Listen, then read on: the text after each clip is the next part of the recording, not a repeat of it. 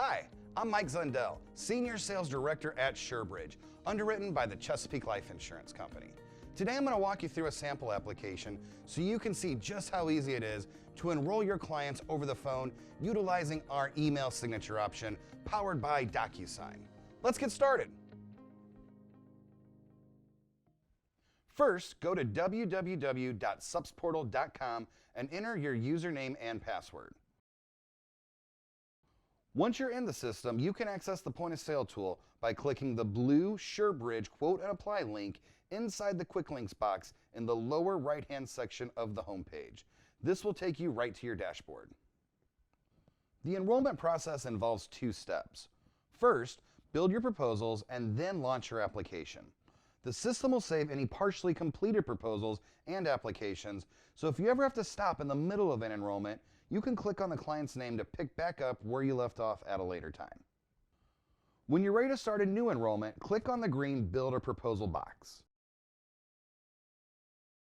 On the next screen, you will enter the client's zip code, email address, last name, first name, gender, date of birth, and tobacco status. If you're enrolling multiple family members, you will enter the spouse or domestic partners and dependents' names, gender, and date of birth as well. Remember, if the primary is a child only, the child only checkbox must be selected. Child primaries cannot include siblings as part of the quote. If applying for coverage for self, please select the checkbox for Attention Agent. Only check this box if you, the agent, are applying for coverage for yourself. Once complete, click Save and Continue. Now we'll build the plans we want to include in our proposal. The system will let you create up to 3 quotes that you can present side by side to your client, or you can choose to build just one quote. Click the Add Plans icon above any of the quotes to start building your plans. There are 3 main product category tabs: Supplemental, Life, and Wellness. The system will automatically default to start on the Supplemental tab, which houses all of our supplemental products. To access Term Life, Final Expense, and Wellness plans, just click on the Life or Wellness tabs. The first tab under Supplemental is the Dental Vision sub-tab, which includes our Dental Vision and Hearing Plan, or DVH for short, along with our standalone dental and vision plans. To view our other supplemental insurance plans, just click on the corresponding sub-tab. To access our Hospital-Wise or Cancer-Wise Plus plans, for example, click on the Illness sub-tab. Today we're going to enroll our client in our DVH plan, Senior Prime DVH. If the client was 63 or younger, we'd see Prime DVH there without the senior label, which is the same product for the non-senior market. The system will default to show the highest available benefit level, so to view and or change the benefit option, just click on the Options box. Now we'll change the benefit level to $1,000 and add it to quote 1. Next, we'll change the benefit level to $1,500 and add it to quote 2. And finally, we'll change the benefit level back to the maximum benefit of $2,000 and add it to quote 3. You'll notice a tiny green box that appears showing that the product was added to each quote. If we wanted to add additional supplemental products to any of these quotes, we could do that by navigating through the sub-tabs and selecting Add to the additional plans we want to include. Today, though, we'll just stick with DVH. Once you've added all the plans you want to include, scroll up to the top of the screen and click on the Done icon on the right-hand side. This will take you back to the screen with our 3 quotes. From here, we will click on the Select icon on the quote with the products in which we want to enroll the client. Now we just need a few more pieces of demographic information before we can launch the application. On this page, we will need a value for each cell that has an asterisk. Any values that were previously entered will carry over, so we just need to add the client's address and city. We'll also need to confirm their email address and enter their mobile number. Note, a mobile number is not required for voice signature. However, we will need at least one contact phone number, which can be added and apply. On the next screen, just scroll down until you see the green Start Application box. When you check the box, the application will launch in a new tab. Now click on the Phone Voice dropdown, and from there, click the Email or Text Signature dropdown. Next, slowly and carefully, read through the 7 numbered items on the screen with your client. Once you have read the instructions aloud and the client acknowledges their understanding of the 7 items, click on the green I acknowledge and continue box to advance to the next screen. Now we'll confirm the applicant's information. Once again, any cell that has an asterisk must be completed before we advance to the next screen. If the client's mailing address is not the same as their home address, uncheck the box and enter the mailing address. Confirm the client's mobile number and email address and continue to the next screen. Next, we'll go through the eligibility and underwriting questions. Ask each question exactly as it appears on screen. If the applicant is Medicare eligible, we will select yes to that question, which prompts the additional scripting to ensure they've received the important notice to persons on Medicare and have received either a hard copy or digital version of the Medicare and You Handbook.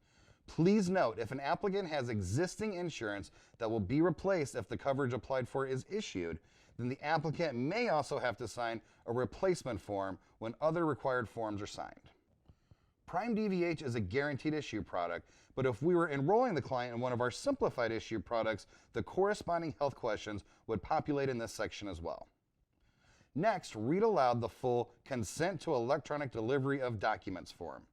Please note that if the client selects yes to this consent, they will receive all correspondences and policy documents digitally. If they select no, we will physically mail out their policies and any corresponding ID cards. Once complete, click on the green Save and Continue box to advance to the billing section. At the top of the screen, you'll see a summary of the initial and recurring payment amounts.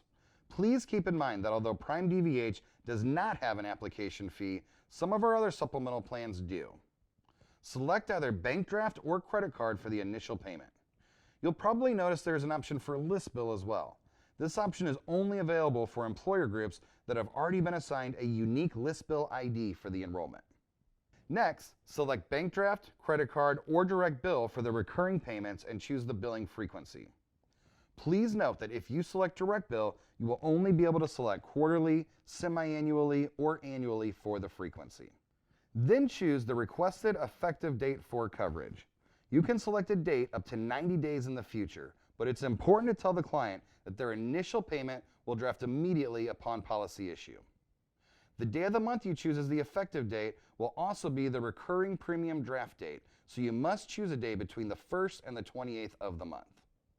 Finally, indicate the relationship of the payer to the primary applicant and click on the green Save and Continue box to move on to the next screen. Now we'll enter the payment details. Because I chose credit card for the initial and recurring payments on the previous billing screen, I will now enter the credit card info.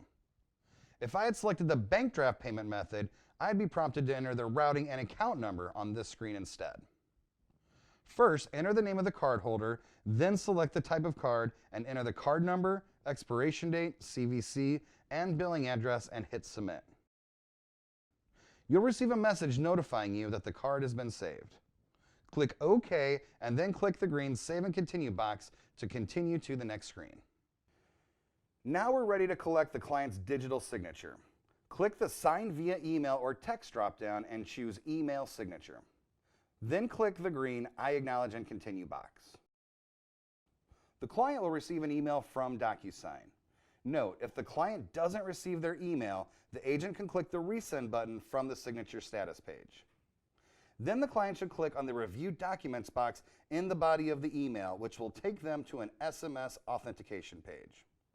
Once they've confirmed their mobile number, they will click on the yellow Send SMS button.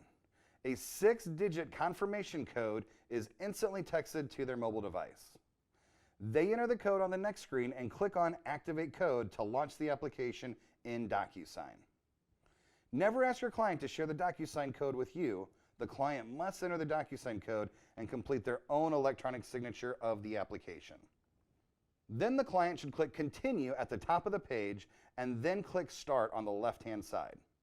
As the client is reviewing the document, DocuSign will indicate everywhere they need to sign an initial. Upon clicking the first initial icon, the system will let them select a pre-made signature, draw their signature using the mousepad, or upload a digital signature from another source. Now the client will review the application.